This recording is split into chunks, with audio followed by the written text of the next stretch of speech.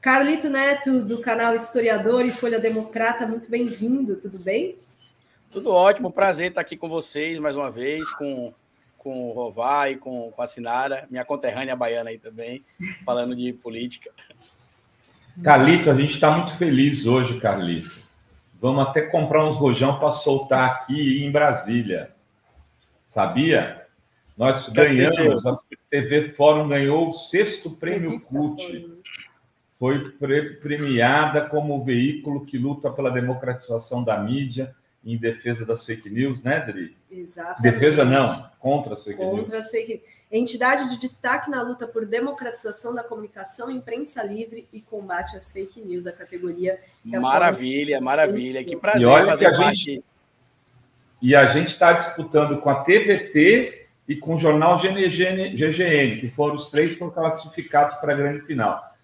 Eu estava falando, bom, a TVT vai ganhar por motivos, né, me pareciam, né, o TVT, os sindicatos cultistas que financiam e tal, mas a CUT foi sensacional aí. O trabalho de vocês é muito sério, Rovai, Dri, Sinara, assim, eu tenho o maior orgulho em participar aqui às vezes, assim, inclusive quem acompanha meu canal sabe que das mídias que a gente chama de mídias alternativas independentes, né, eu com frequência utilizo a revista Fórum, porque eu sei da credibilidade, da seriedade do trabalho que vocês fazem. Eu também fui citado nesse final de semana pela Trace Brasil, né, como sendo um dos produtores de conteúdos negros ali, de relevância dentro do nosso país, e assim, muito importante, ainda mais no final de semana que a mídia alternativa atacou alguns perfis de esquerda, até citou a revista Fórum ali, tentando tirar a credibilidade da revista Fórum, tentando igualar com outros perfis ali de esquerda, inclusive, que realmente disseminam conteúdo falso.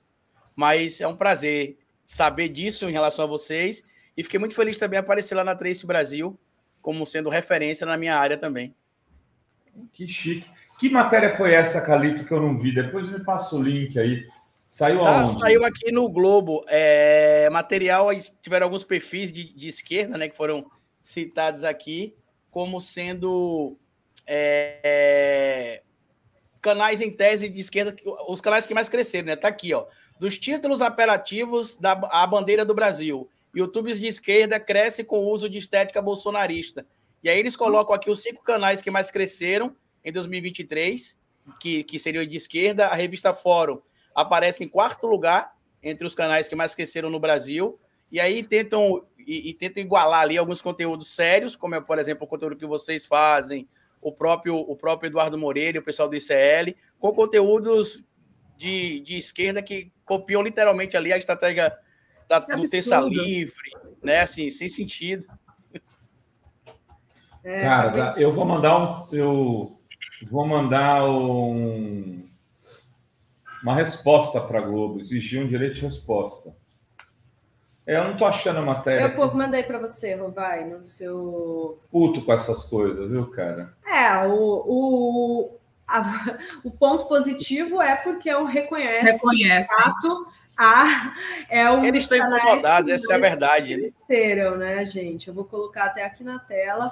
Eles colocam... Só que assim, a gente não usa título, a gente só pega o que tá bombando na rede, né, gente? Ou você faz isso, ou você fala para ninguém, né? Você não é, você trazer o que tá bombando e... Em alta, ótimo! Em alta, 5 canais que somaram mais seguidores esse ano.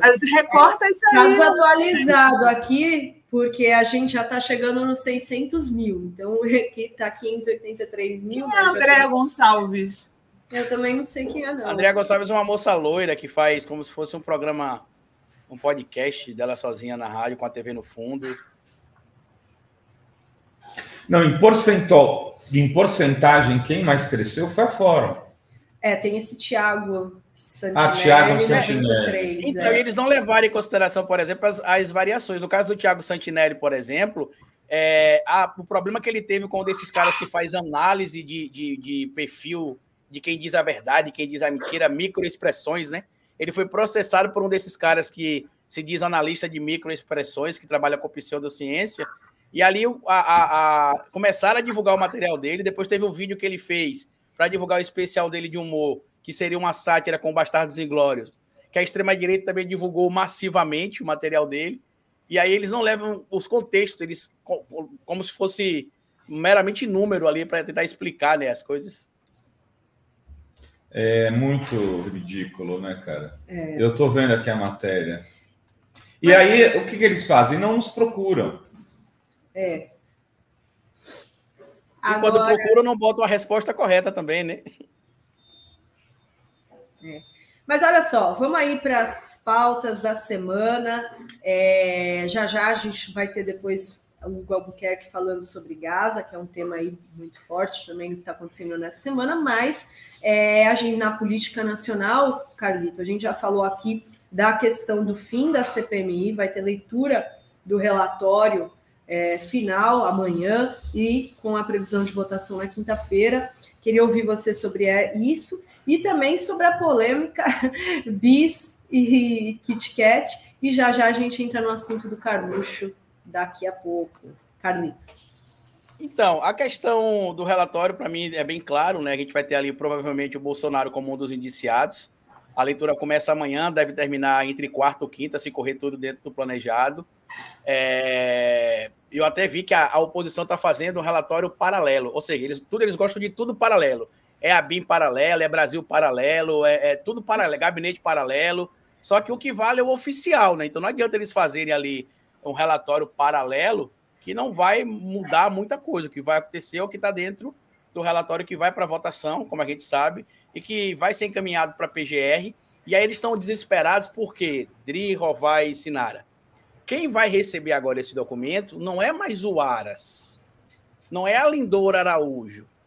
Será provavelmente já o PGR indicado pelo presidente Lula. E aí é este o desespero deles. Porque eles estavam acostumados a jogar uma partida de futebol onde o time adversário jogava em favor deles, onde o juiz era a favor deles, e agora as coisas mudaram. Então, a responsabilização, em específico do Bolsonaro, que vai ser citado ali como um dos líderes dessa organização criminosa, né, que culminou com a tentativa de golpe de Estado do 8 de janeiro, isso vai deixar eles ali com a narrativa que a gente já começou a entender que eles estão querendo encabeçar. O Boulos até soltou um vídeo importantíssimo no canal dele ontem falando sobre essa questão de guerra de narrativas, e eles vão tentar dizer que estão sendo perseguidos, né? O cara de pau do Bolsonaro, inclusive, lá em Santa Catarina, esse final de semana, disse que não pode fazer nada porque agora ele é ex. E quando ele era o atual, quando ele não era o ex, o que ele fazia? Porque eu lembro que quando a gente estava aqui se mobilizando para ajudar pessoas da Bahia, pessoas do Rio Grande do Sul, pessoas do Paraná e Santa Catarina, ele estava tirando férias, por exemplo, dizendo ainda que esperava não ter de voltar antes da data. Então, assim, isso aí vai ficar evidente. As narrativas que os bolsonaristas estão tentando encabeçar não tem pé nem cabeça. E a gente precisa fazer uma conexão aqui também, gente, da tal PEC 50/2023, né? Que é a PEC do Centrão, como está sendo chamada, que é a PEC, basicamente, que acaba com a tripartição dos poderes. É o poder legislativo que vai criar um artigo novo, um inciso novo no artigo 49 da Constituição. Olha a loucura, Dri, Rovai e Sinara. E aí eles, após a decisão do STF transitada em julgada, se a decisão não for unânime e se eles acharem que a decisão ultrapassou o limite constitucional, eles podem, por votação, revogar a decisão do STF. Isso não vai passar, porque é inconstitucional, mas muita gente me perguntou por que isso está sendo aventado. Sabe por quê, Dri, Rovai e Sinara? Porque toda vez que um bolsonarista é condenado no STF pelo 8 de janeiro, os parlamentares que estão sendo investigados pela PGR, entre eles o próprio André Fernandes, a Clarissa Tessio, o general Girão e outros nomes, eles ficam cada vez mais próximos de se complicarem. Por quê? Porque existe jurisprudência para poder levar esses indivíduos que se escondem atrás de um mandato parlamentar para cometer atos entendidos como criminosos, de serem responsabilizados. Então, esse oba-oba que eles querem criar atacando o STF, que tem cumprido, inclusive, o papel legal deles, é justamente para tirar o foco, porque eles sabem que serão presos. No dia do discurso, inclusive, não sei se a Sinara viu, o Rovai viu e a Adri viu também, mas no dia do discurso lá dessa PEC 50/2023 do Domingo Sávio, teve parlamentar dizendo que, se for o caso, irão atuar para uma nova constituinte. Ou seja, eles querem uma outra ruptura democrática, que a Constituição não pode ser toda emendada. Então, assim, a gente vê claramente o desespero deles, né? E em relação ao Carlos Bolsonaro, até acabei de gravar vídeo sobre isso, vai sair no canal mais tarde agora. Acabei de gravar sobre isso. Ele dizendo que tem 4 anos que ele fica com a sensação de que a Polícia Federal vai bater na porta dele. Aí eu queria perguntar a vocês e a quem está assistindo a gente. Alguém aqui tem preocupação de a Polícia Federal bater na porta a qualquer momento? Eu não tenho. Você tem, Idris? Você tem, Rovai? Você tem, Sinara? Por que a gente não tem? Quem não deve, não teme. Pode bater. Pode bater. Pois é. Não deve, não teme. Pode, inclusive, quebrar o meu sigilo bancário, só vai achar coisa negativa. Conta, né? A conta negativa. Não, e a vez que eu recebi a visita da Polícia Federal, que foi em 2019, foi porque eu fiz uma denúncia contra um grupo de pedófilos ligados ao bolsonarismo, inclusive, e que eles foram lá para eu poder ir prestar meu depoimento na Polícia Federal. Vocês podem pesquisar, dia 5 de março de 2019, aconteceu uma operação no Brasil inteiro contra pedófilos, e uma das denúncias que fez foi eu. Então, quando a Polícia Federal vem na minha casa normalmente, é porque a gente denunciou um crime e os criminosos vão ser presos. Diferente dessa organização criminosa que atende pelo nome de Bolsonaro, que quando a polícia bate na porta, normalmente é para levar eles presos. É completamente diferente. Não, e além dessa questão das fake news, né, a gente sabe do gabinete de ódio, né, formado pelo Carlos Bolsonaro, tem a questão das rachadinhas no gabinete dele, são inúmeras denúncias, né, inúmeros crimes aí, que tá tudo no livro da Juliana Dalpiva, o Negócio do Jair, mostrando como eles fizeram um esquemão de funcionários fantasmas para pegar dinheiro vivo, e começou ali no gabinete do Carlos Bolsonaro. Inclusive, é uma ação aí que está demorando para ser, para o Ministério Público apresentar a denúncia, porque faz anos. Então, muito além dessa questão do gabinete do ódio, tem aí essa questão das chamadas rachadinhas, né, que é corrupção, né, gente? Que teria que ser investigado. Muita culpa no cartório, né? Como a Eliane Ferreira está falando, quem não deve, não teme. Se ele espera 4 anos pela visita, ele sabe por quê, né? É muita culpa no cartório, né? Está esperando. Eu não estou esperando a visita da Polícia Federal, vocês estão? Tic-tac, tic-tac. Eu não estou esperando, gente. Eu nunca esperei a visita da Polícia Federal. Nunca, na minha vida. Tá. Fazer que não. Se a Polícia Federal passar aqui, eu recebo com metralhadora. Lembra do Ciro com aquele papo, hein, Calixto? Receba a bala, repare bem. A bala. Não, a Polícia Federal aqui não vem. O pessoal só procura bandido famoso. Eu sou nem ladrão de galinha. Mas... Nem chup-chup eu roubava. E digo mais, viu? Se a Polícia Federal vier bater na casa de qualquer um de nós aqui, chegou uma ditadura. Começou a ditadura no Brasil. É lógico. Então, mas é isso que eles querem passar ideia quando eles falam isso. Que nem no ato que flopou lá em Minas Gerais, o Bolsonaro viu aquele ato vazio, né? Aí qual foi a desculpa dele? Ah, tá vendo? É porque tá todo mundo com medo de ser preso. Exato. Com essa tentativa de inverter a realidade, como o Carlito colocou muito bem, é tudo meio no mundo paralelo, né? Uma coisa assim que não tem sentido. E né? sem falar que agora o Carluxo, assim, ele tá indo pro all-in, né? Vai ou tudo ou nada. Que ele reassumiu as redes sociais do pai, que está acompanhando, inclusive, as redes sociais do Bolsonaro. Tá vendo que nos últimos 6, 7 dias a máquina do ódio voltou com força total e só disseminando desinformações. O problema é que eles não estão conseguindo levar em consideração que grande parte do eleitorado do Bolsonaro já pulou fora. Hoje só tem ali aquela massa realmente fanatizada, radicalizada dos 20%, 22% mais ou menos, que mata e morre pelo Bolsonaro, mas o pânico moral que foi criado durante esse período inteiro aí começou a perder força, porque além de a gente estar ocupando mais espaço nas redes também, eles falam a coisa e não acontece. O Brasil ia quebrar em 6 meses com o governo Lula. Tá aí. O Brasil voltou a ter credibilidade, a economia melhorou, as pessoas passaram a ter acesso à comida, à moradia, bem-estar social. O governo anunciou agora que quem recebe Bolsa Família e se enquadra no que estabelece a portaria assinada pelo Ministério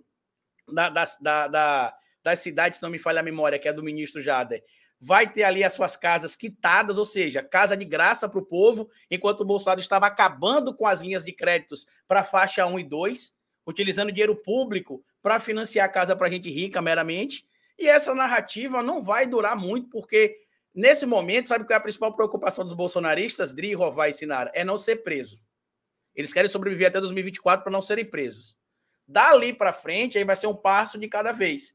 Vocês podem observar que, com exceção ali do Nicolas Ferreira, do André Fernandes e do tio Chico da Shopee, né, que inclusive está liderando as pesquisas lá em Cuiabá, você não vê os parlamentares bolsonaristas mais buscando essa radicalização. Primeiro que eles já entenderam que o ministro da Justiça entende da lei, porque foi magistrado por muitos anos. Segundo, também entenderam que o clima que eles imaginavam que teria de belicosidade no Brasil entre esquerda e direita com a posse do Lula foi apaziguado assim que o Lula assumiu, porque ele fez um governo de coalizão, inclusive com pessoas que pensam diferente, para mandar de cara um recado para quem achava que Lula ia expulsar os azuis, como o Bolsonaro dizia que ia expulsar os vermelhos, que essa narrativa não colava.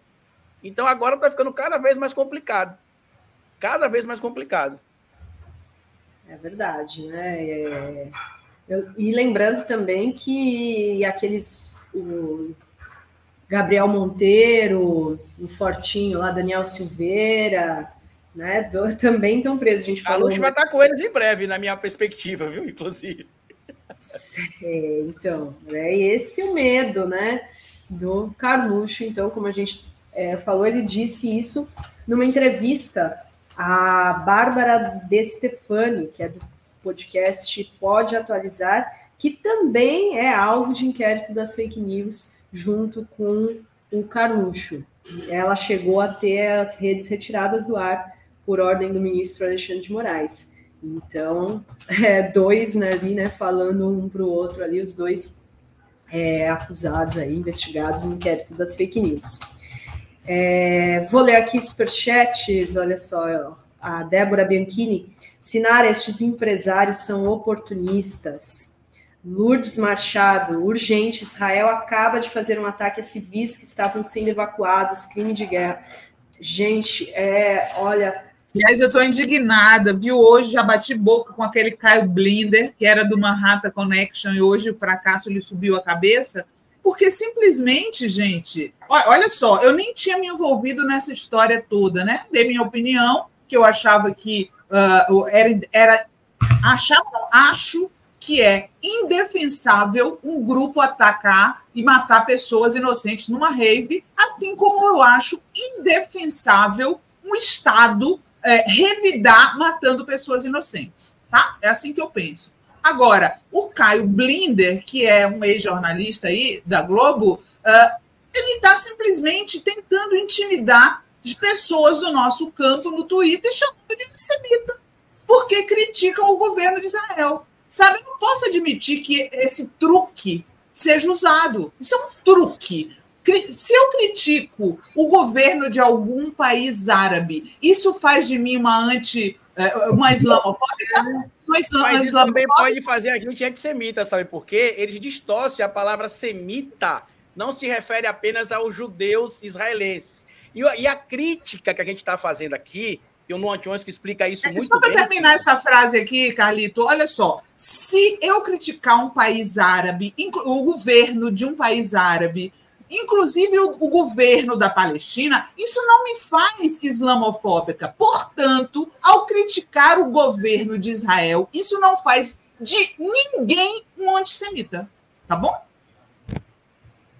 É isso aí. É porque a palavra semita, só para explicar. Isso é uma falsificação. Isso é um argumento mentiroso, falacioso. Eu vi aqui alguém cobrando da gente para defender o Breno. Eu não concordo com várias posições do Breno. Agora, você acusar uma pessoa que, inclusive, é judia, né? O Breno, de ser antissemita, é uma falsificação intelectual. Semita eu queria prestar minha... Então não é só para os judeus. Eles distorcem isso para associar a gente com o nazismo, para dizer que a gente está fazendo a mesma coisa que os nazistas fizeram, perseguindo os judeus. A crítica não é ao povo judeu, a crítica é ao Estado de Israel, na figura do ministro Benjamin Netanyahu. Não tem nada a ver com a crença judaica, não tem nada a ver com o povo de Israel, ou por eles serem judeus meramente, mas sim pelo Estado de Israel. Não é religiosa a questão. Eu queria prestar minha solidariedade ao Breno Altman aqui, porque os ataques feitos a ele são absurdos. Falam em arrancar os dentes, arrancar os dedos dele, pedir que ele continue escrevendo. E aí atacam também outros jornalistas, entre eles o Kennedy Alencar, dos que eu me lembro ali, acho que Mônica Bergamo, ou seja, fazendo um esquema de perseguição para silenciar aqueles que discordam da política sionista do Estado de Israel. Né? A política sionista do Estado de Israel se tornou um Estado colonialista, e que tem praticado ataques que beiram ao genocídio em relação ao povo palestino. Porque agora o que eles estão fazendo com Gaza é um cerco que busca a eliminação de um maior número de pessoas, porque eles querem desocupar aquela área. Está claro isso. Eles já praticam apartheid ali há algum tempo, né, dividindo a região em diversos pequenos pedaços, cercados por colonos israelenses por todos os lados. São mini-ilhas, né, não tem continuidade territorial, o Estado palestino.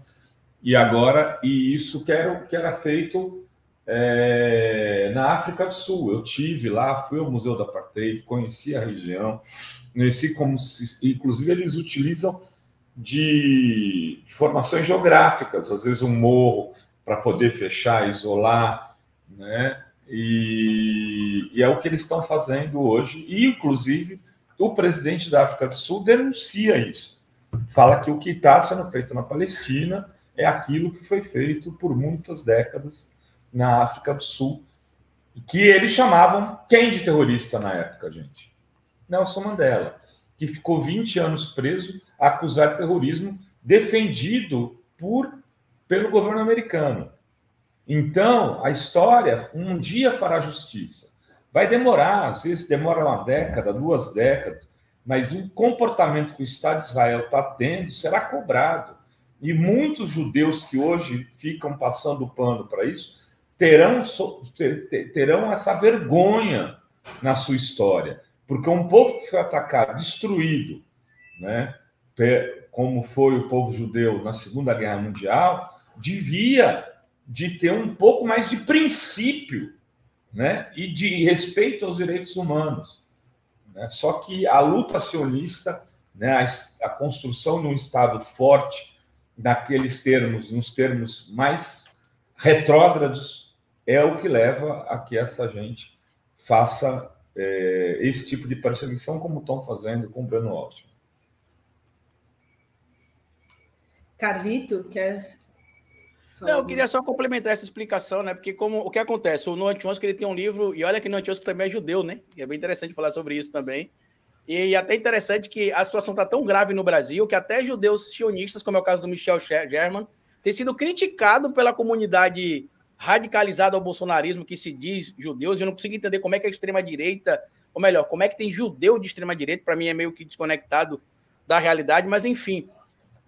o Noam Chomsky, no livro Mídia, Propaganda, Política e Manipulação, ele traz esse conceito, por exemplo, criado ainda pela Comissão Creel, para poder utilizar a mídia, para poder manipular a opinião pública e criar esses falsos sentidos. Por exemplo, quando as pessoas questionam o que está acontecendo em relação à Palestina e Israel, o que é que eles questionam sempre, Sinara e Rovai? Vocês estão apoiando terroristas?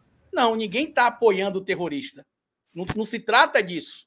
Então, eles criam a tese de que existe um lado que é o terrorista e de outro lado que é o lado dos antiterroristas, e que se você não fica do lado de quem é antiterrorista, supostamente, você apoia o terror. Quando, na verdade... De quem faz terrorismo de Estado, né? Quando, na verdade, o que o Estado de Israel está fazendo, exatamente, Sinara, é um terrorismo de Estado. Essa ideia de dizer, por exemplo, que quem está criticando o Estado de Israel é antissemita, é a mesma coisa que o movimento do BDL passa também, né? Que é um movimento que boicota, por exemplo, produtos de empresas que são anuentes com o que acontece no Estado de Israel. Eles dizem que as pessoas estão sendo antissemitas, não estão ocupando as coisas do Estado de Israel porque eles são judeus. E não se trata disso. Até porque o termo semita se refere, como eu já disse na fala da Sinara, há uma formação de vários povos, de várias famílias. Então, tanto judeus quanto muçulmanos podem ser chamados de semitas também. Inclusive, como a Sinara citou, né? Islamofobia pode ser entendido como antissemitismo? Pode também. Entendeu? Então, assim, só que se cria essa narrativa para que as pessoas falem, meu Deus, eles estão do lado do nazismo, eles estão sendo antissemitas, eles estão apoiando, não tem nada disso. Outra coisa, 86% da população de Israel, pesquisa divulgada em vários veículos, inclusive da mídia ocidental tradicional, é contra o que está acontecendo e culpa Netanyahu pelo que aconteceu. Então, os israelenses também estão sendo antissemitas por causa disso? A gente precisa entender que não se trata, o conflito não é meramente se condena ou não condena o que o Hamas fez, porque é meio óbvio. Todo mundo que está aqui condenou os atos que foram cometidos pelo Hamas no evento que aconteceu em Israel. Assim como a gente espera também que a comunidade mundial condene, por exemplo, o que vem acontecendo há muito tempo no território da Palestina, como bem lembrou aqui a Maria Angélica, por exemplo. O Estado de Israel controla água, comida, remédio, energia elétrica. Aí quem é que vai lá dar comida para essas pessoas na Palestina? O próprio Hamas. As pessoas na Palestina não têm o que comer, e vai lá, o Hamas vai dar comida, dá remédio, dá atenção, e ainda fala, vocês estão vendo o que vocês estão passando? É por culpa do governo de Israel que está oprimindo o nosso povo. Então, assim, não é questão de meramente tratar ou não tratar o grupo como terrorista. E só para a gente também lembrar aqui, Sinara, Rová e Dri, o Estado da Noruega e da Dinamarca, que eu acredito que ninguém vai dizer que é um Estado que apoia o terrorismo, também não reconhecem o Hamas como sendo um grupo terrorista, porque existem características que enquadram o grupo como sendo um grupo terrorista, como acontece com o Boko Haram, como acontece com a Al-Qaeda, como acontece com o Estado Islâmico. Mas as pessoas não querem, por exemplo, reconhecer que o Benjamin Netanyahu fez, inclusive nesse último final de semana, onde mais de 700 crianças morreram. Cadê as pessoas que estavam chocadas com a fake news de que cortaram a cabeça de 400 crianças? 700 crianças palestinas mortas não merecem também ter nenhum tipo de atenção, nenhum tipo de repúdio por parte da conduta, não? Exato. Então a gente precisa, primeiro, como bem citou o Rovai, a Adri e a Sinara, a gente precisa entender que a discussão não é meramente de condenar ou não condenar. O Brasil é um Estado democrático de direito. Na sua Constituição, no artigo 4º, está lá bem claro qual o posicionamento o Brasil precisa tomar em relação a políticas internacionais. Inclusive, se o presidente violar o que está ali, ele pode incorrer em crime de responsabilidade e ser impeachmentado. E o Brasil, neste momento, é presidente do Conselho de Segurança da ONU. E o Brasil, por ser membro da ONU, por ser presidente do Conselho de Segurança da ONU, neste momento, precisa seguir a postura da ONU. E para finalizar minha fala, sabe qual a curiosidade, Sinara, Rová e Dri? Em 2019, Bolsonaro chamou o Hamas de grupo terrorista, chamou o Hezbollah de grupo terrorista também, mas ele mudou o entendimento do Brasil sobre esses grupos? Não. Por quê? Porque o Brasil segue a Convenção da ONU. É simples assim. E o Lula falou em ação terrorista várias vezes. Várias vezes. Ele usou o termo terrorista várias vezes. A única coisa que ele não fez foi chamar o grupo de terrorista, porque ele não é reconhecido pela ONU como terrorista. Certo? Agora, eu vou dizer uma coisa para vocês que me incomoda muito, que é ver que durante todo esse tempo a violência de Israel para com a Palestina não indigna a mídia ocidental. Não indigna. Né? Agora, quando a violência vem do outro lado, causa indignação. Né? É inegável que a posição de Israel é defendida por toda a mídia ocidental. Né? Eu quero ver alguém dizer que não é. A posição de Israel é defendida pelo presidente dos Estados Unidos e por toda a mídia ocidental. E hoje, até o presidente dos Estados Unidos criticou o governo Netanyahu. Isso faz do Biden um antissemita? Palhaçada. Eu queria trazer aqui uma notícia que eu fiquei chocada, a revista Fórum deu aqui no final de semana, de um homem que assassinou uma criança de Palestina nos Estados Unidos, um crime de ódio, motivado por tudo isso que está acontecendo por esse, olha aí, ó, o que aconteceu. Crime de ódio, menino assassinado com 26 facadas. Olha que horror. É isso. É o que a gente, né, produz aí, que se produz esse discurso. Carlito caiu e voltou, mas a gente vai falar mais de Palestina, da questão de Gaza, com o Hugo Albuquerque, que já daqui a pouco está aqui com a gente, também eleição da Argentina e eleição do Equador, ontem também eleito aí um candidato de direita. E olha só, eu queria trazer aqui notícia que acabou de sair na revista Fórum sobre a questão do Jair Renan e Diego Pupi, que está dando o que falar, gente. Olha só, o Bolsonaro encontrou o Jair Renan pela primeira vez após as denúncias, os vídeos divulgados, vídeo do Jair Renan na cama, vídeo várias polêmicas aí, e o Jair Renan e o Bolsonaro que sempre atacam aí a comunidade LGBT, eles que são contra até o casamento LGBT, estão atuando, os bolsonaristas estão atuando na Câmara para acabar com o casamento, né, homoafetivo. E agora a gente tem aqui, pela primeira vez, o Jair Bolsonaro aparece uma foto do lado do Jair Renan. Queria ver o Carlito aí. Deixa eu falar um pouco disso, Rodrigo. Tá, fala. Queria começar falando o seguinte. Nós pautamos o assunto do Balbi, né? Bubi e do 04. E nós temos convicção de que estamos fazendo o jornalismo correto nessa questão na fora. Por quê? Primeiro, né, o 04 é homofóbico. Seu pai é homofóbico, ele é homofóbico. Eles perseguem gays, perseguem trans, perseguem a comunidade LGBTQIA+, como um todo. São, além de tudo, machistas, misóginos e outras coisas mais. E quando ele se coloca nessa posição, né, e sendo um homem, pelo jeito, gay ou bissexual, no mínimo, pelo que tudo indica, as matérias desse bar, já existe um entendimento na comunidade LGBTQIA+, antigo, inclusive, muito antigo, que essas pessoas precisam ser desmascaradas. E aí se faz, nos Estados Unidos, por exemplo, até a vida desses homofóbicos é investigada a fundo por entidades quando eles estão na vida pública para desmascará-los. Porque, inclusive, costuma ser comum esses caras serem gays de armário, como se usa na linguagem LGBTQI. Eles são homofóbicos, ficam no armário e têm uma vida, né, privada, no escuro, diferente da que tem as claras. Então, nós vamos continuar tratando desse assunto e não tem como ser homofóbico com homofóbicos, viu, gente? Só queria dizer isso também. Carlito...